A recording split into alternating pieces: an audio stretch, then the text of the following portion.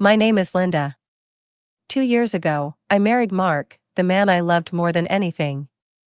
But along with Mark came his mother, Beatrice. From the very first day, she made it clear that I wasn't the daughter-in-law she had envisioned. Beatrice owned a high-end real estate firm and lived in a world of status and luxury. At every family dinner, she found a way to remind me that I was just a simple architect drawing little houses while she was building a real estate empire. The real nightmare began when I found out I was pregnant. Instead of being happy, Beatrice used it as an opportunity to gain control. She told Mark that I was far too fragile and inexperienced to handle a pregnancy and a newborn on my own. She insisted that we move into her massive mansion so she could guide us. Mark, who always struggled to say no to his mother, begged me to agree. "It's just until the baby is a few months old, Linda. Think of the help we'll have," he said. Moving into that mansion was the biggest mistake of my life. The moment we crossed the threshold, the rules changed. Beatrice didn't treat me like family, she treated me like a guest who was overstaying her welcome. She controlled the groceries, the schedule, and even began picking out furniture for the nursery without asking me. Every time I tried to voice my opinion, she would sigh dramatically and say, "Linda, dear, this is a house for people with taste and resources. You should be grateful you don't have to worry about such things." I was living in a golden cage, and the bars were getting tighter every day. Beatrice's psychological warfare didn't stop at controlling the house, she wanted Mark back entirely. She started a subtle campaign to make me feel invisible in my own marriage. Every evening when Mark came home from work, she would intercept him at the door, whisking him away to her study to discuss urgent family business or company matters. I would be left in the kitchen, often expected to have dinner ready, despite being heavily pregnant and exhausted. The most painful part was her obsession with Mark's past. Beatrice kept framed photos of Mark's ex-girlfriend, a socialite named Tiffany, in the guest parlor. She would accidentally mention Tiffany at the dinner table, sighing about how well-suited they were and how Tiffany's father was a titan in the development industry. "It's a shame, really," she would say, looking directly at me. Mark's career would have been on a completely different trajectory if he had stayed with someone from a similar background. Ambition is hereditary, you know. Whenever I reached my limit and tried to defend myself, Beatrice would instantly transform into a fragile victim. She would clutch her chest, breathing heavily, and claim her weak heart couldn't handle the stress of my aggression. Mark, torn between his wife and his mother, would usually end up comforting her while giving me a look that said, "Please, just let it go for now." I realized then that I wasn't just fighting for my place in the house, I was fighting for my dignity. But the final straw came during my third trimester. I walked into the kitchen and found Beatrice on the phone with her personal assistant, laughing. "Oh, the nursery is coming along beautifully," she said. "I've ordered the silk wallpaper.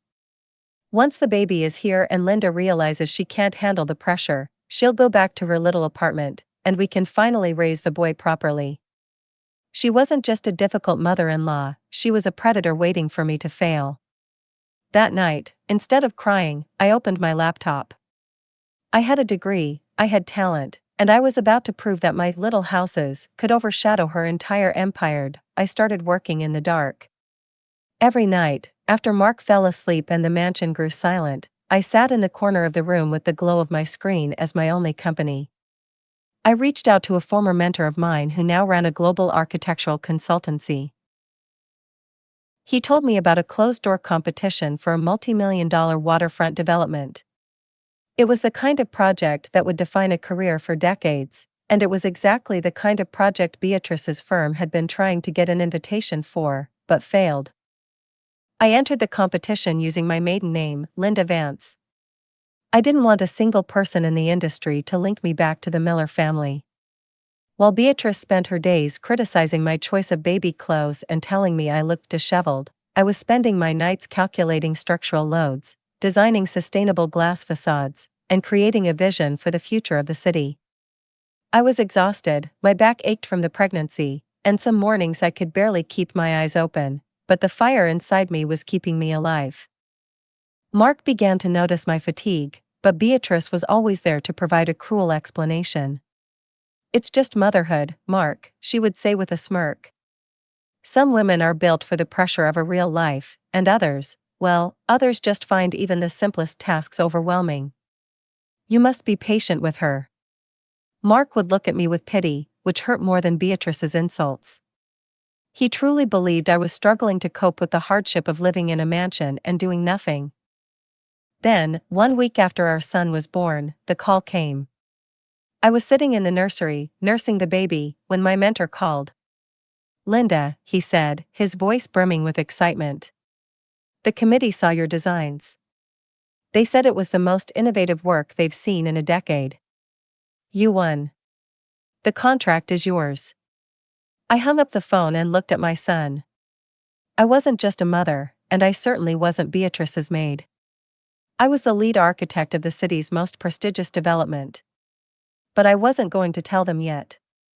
I needed the final payment to clear, and I needed to see just how deep Beatrice's entitlement went. The victory was sweet, but the reality inside the mansion was becoming a nightmare. Now that the baby was born, Beatrice had completely pushed me aside. She hired a private nurse without consulting me, telling the woman that I was incapable of following a schedule and that she would be the one giving the orders. I felt like a stranger in my own life, used only for nursing, while Beatrice paraded my son around like he was her own achievement. One afternoon, I came downstairs to find Beatrice and Mark in the dining room.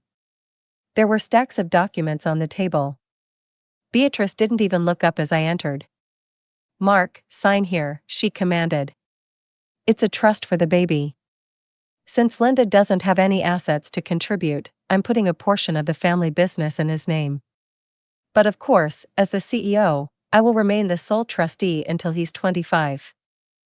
I walked over and picked up the papers. It wasn't just a trust. Hidden in the fine print was a clause that granted Beatrice temporary guardianship in the event that both parents were deemed financially or emotionally unstable. She was setting the stage to take my son. When I pointed it out, Mark looked confused, but Beatrice let out a sharp, cold laugh. "Linda, don't be paranoid. It's standard legal protection. With your history of fatigue, we have to be careful." "My history of fatigue is called being a mother in a house where she's treated like a servant," I snapped. Beatrice's face instantly changed. She clutched her chest and slumped into her chair. "Mark. My heart, the stress is too much. She's attacking me in my own home." Mark rushed to her side, looking at me with genuine frustration. "Linda, not now. Can't you see she's trying to help us?" I realized then that Mark wouldn't save me. He was too blinded by her generosity to see the poison underneath. I walked back upstairs to the nursery, checked my bank account, and saw the first installment of my architectural fee, a staggering $500,000.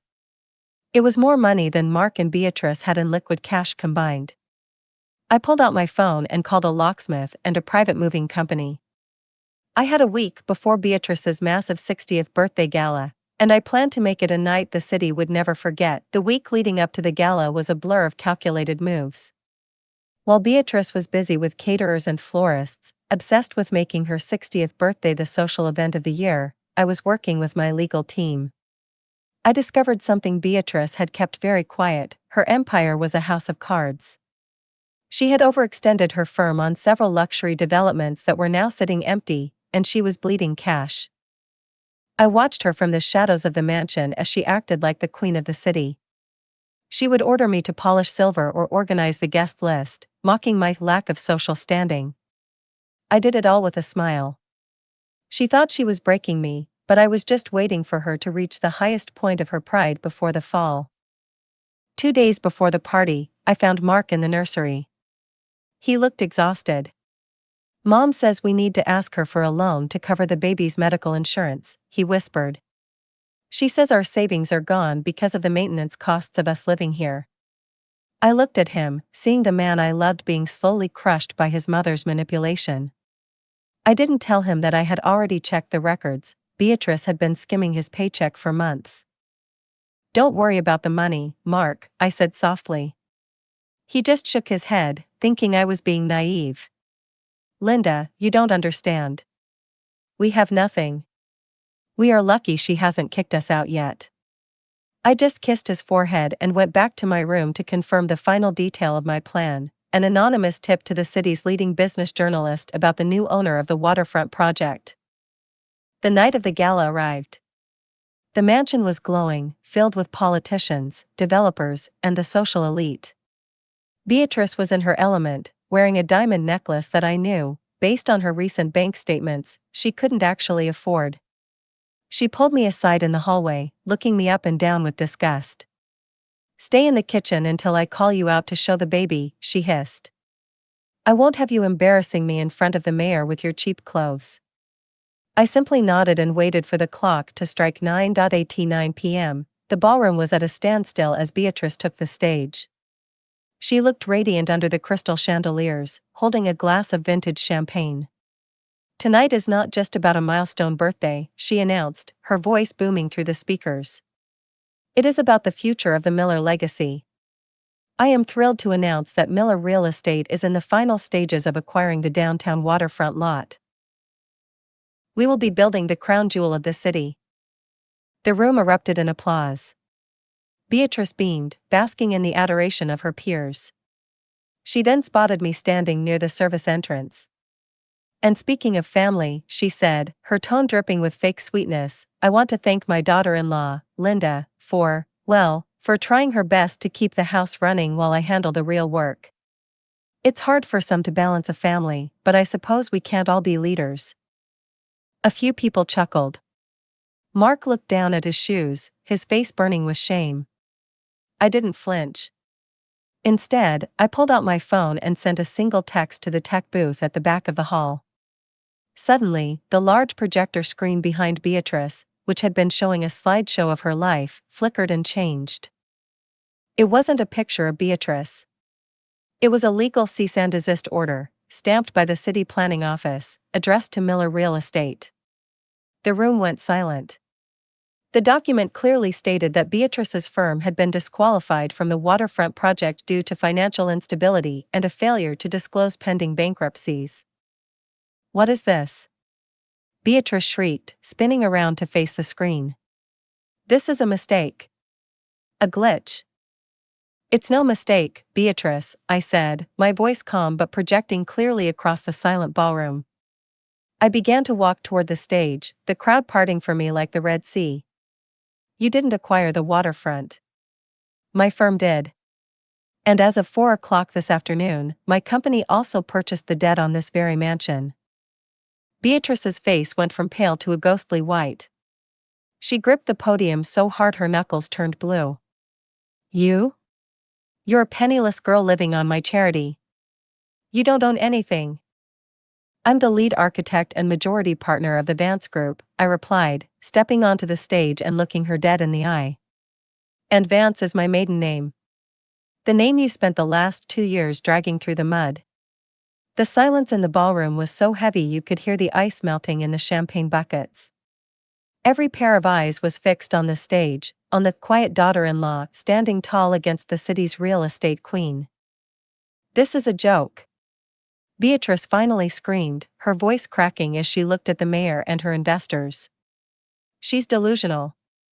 She's been suffering from postpartum depression, she doesn't know what she's saying." She turned to Mark, her eyes wild. "Mark. Tell them. Tell them your wife has lost her mind."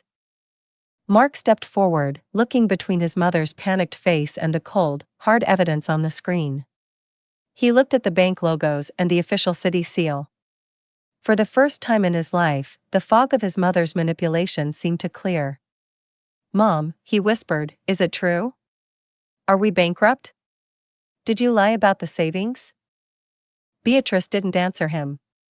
She turned back to me, her face contorting into a mask of pure hatred. "Even if you have a job, you can't own this house. I built this. This is my legacy."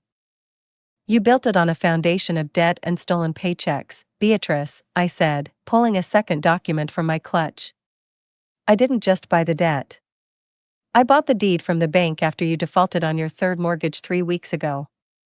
You've been living in a house that technically belongs to my corporation for 21 days. I let you have this party because I wanted everyone you've ever looked down on to see exactly who you are. A murmur broke out among the guests. The investors, the people Beatrice had been courting all night, began to back away from her as if she were contagious. The mayor suddenly remembered he had another engagement and slipped toward the exit. Beatrice's empire wasn't just crumbling, it was being erased in real time. "You can't do this to me," she hissed, leaning in so only I could hear. "I'll take the baby. I'll use every lawyer I have to prove you're an unfit mother." "With what money, Beatrice?" I asked, tilting my head. "Your accounts are frozen. Your lawyers haven't been paid in 2 months. And as for being an unfit mother, I have recordings from the nursery. I have every insult, every threat, and every plan you made to steal my son. In this city, I am the one with the capital now. And like you said, in this world, the decisions are made by those who hold the power." Beatrice collapsed into her chair, the diamond necklace around her neck looking like a heavy shackle. She tried to muster one last bit of defiance, looking at the guests who hadn't fled yet. "This is my house. You can't just throw me out." "I'm not throwing you out tonight, Beatrice," I said, looking down at her. "That would be cruel. And unlike you, I don't enjoy being cruel. You have until noon tomorrow to pack your personal belongings. Anything that was bought with Mark's stolen savings or the company's diverted funds stays here. My lawyers will be at the front door with an itemized list." Mark walked up onto the stage. He looked like a man who had just woken up from a 10-year coma. He didn't look at his mother, he looked at me. "Linda. I had no idea. I am so sorry. I let her make me believe that you were the problem." I took his hand. "We'll talk about our future later, Mark. But right now, we have a guest who has overstayed her welcome."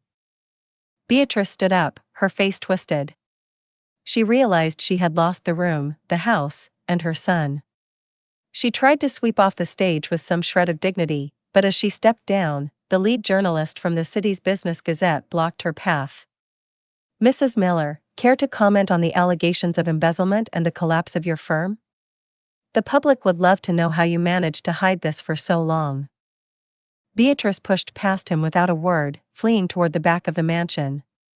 The gala was over. The music had stopped, and the elite of the city were scurrying for their limousines, not wanting to be associated with the Miller name anymore. I stood in the center of the ballroom, the place that had felt like my prison for months. For the first time, it felt like home, because it finally belonged to me. I went upstairs to the nursery, picked up my son, and realized that he would never grow up in a house built on lies. His mother had built something real, and no one would ever take his future away from him again. The next morning, the mansion was silent, but it wasn't the oppressive silence I had grown used to. It was the silence of a clean slate. At exactly 10 a.m., my legal team arrived, led by a woman Beatrice had once called a third-rate shark. Now, that shark was circling Beatrice's pride. Beatrice was in the foyer, surrounded by 3 large suitcases. She was trying to sneak out a set of heirloom silver and a small original oil painting. My lawyer, Sarah, stepped forward and cleared her throat. "I'm sorry, Mrs. Miller, but according to the audit of your firm's records, those items were used as business assets to secure a loan that the Vance Group has now absorbed. They stay." Beatrice turned to me, her eyes red from a sleepless night. "You're really going to do this? After I gave you a roof over your head? You're going to strip me of everything?" "I'm not stripping you of anything, Beatrice," I replied, standing at the top of the grand staircase. "You spent your life stripping others of their dignity to build a facade. I am simply letting the truth catch up to you. You have your clothes, your personal photos, and your dignity, if you can find where you left it." Mark came down the hall, carrying the last of our baby's things. He didn't look at the suitcases or the silver. He looked at his mother with a mixture of pity and resolve. "I've transferred the remaining funds from the account you were managing back to our personal one, Mom. Or at least, what was left of it. We're moving into the new house Linda designed. You should probably call Tiffany, since you always said her family was so generous, Maybe they have a guest room for you. Beatrice's jaw dropped. The Tiffany card, which she had used to wound me for years, had finally been played against her. She realized she had no allies left. Her high society friends hadn't answered her calls all morning. She was no longer the queen of real estate, she was a woman with 3 suitcases and a reputation in ruins. As she walked out the front door, she didn't look back. She didn't realize that the locks were already being changed behind her. A month has passed since the locks were changed at the mansion. I didn't sell the house. Instead, I converted it into the headquarters for my new architectural firm. The room that used to be Beatrice's cold, imposing study is now a bright, open-concept studio where young architects, people who, like me, were told they'd never amount to anything, are designing the future of the city. Mark and I moved into the waterfront house I designed myself. It's filled with light, and for the first time, our home feels like a sanctuary rather than a battlefield. Mark is working in project management now, away from the shadow of his mother's business. Our relationship had to go through a fire to survive, but we emerged stronger. He finally understands that loyalty to family shouldn't mean silence in the face of cruelty. As for Beatrice, the fall was harder than she ever imagined. Without her status and her wealth, she discovered just how loyal her social circle really was. None of her prestigious friends offered her a room. She's currently living in a small, one-bedroom apartment on the outskirts of town, the kind of place she used to call the slums. She still calls Mark occasionally, trying to use her weak heart to get back into his good graces, but the doctors confirmed what I always suspected: her heart is perfectly fine. It's her conscience that needs work. I don't stop her from seeing her grandson, but it happens on my terms. She visits once a month at a public park, under supervision. There are no more silk wallpapers or secret christenings. She's just a grandmother who realized too late that you can't build a legacy by tearing others down. This journey taught me that your value isn't determined by the person who holds the keys to the house you live in. Your value is what you carry within you, your talent, your resilience, and your integrity. I stopped being a victim the moment I decided to stop waiting for permission to succeed. If you're facing a Beatrice in your own life, remember this: they only have as much power as you give them. Work in the dark, build your own foundation, and when the time is right, let your success be the only answer you give. Thank you for following my story. If you believe that a woman's worth is self-made, type unstoppable in the comments. I'll see you in the next one.